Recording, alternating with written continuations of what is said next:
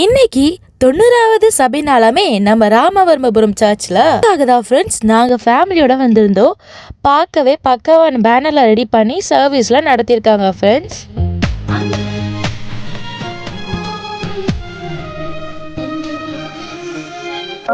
ராமபுரம் சர்ச்சோட சபை நாளுக்கு வந்திருக்கோம். கூட்டத்தை பார்த்தீங்களா?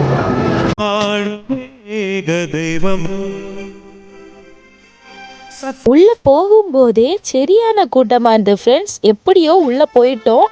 சாப்பாடுலாம் பார்த்தீங்கன்னா தாராளமாக வச்சுருந்தாங்க.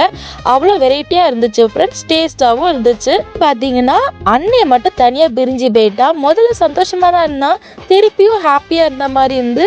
ஆனால் கொஞ்சம் கடுப்பில் இருந்தான் போல்.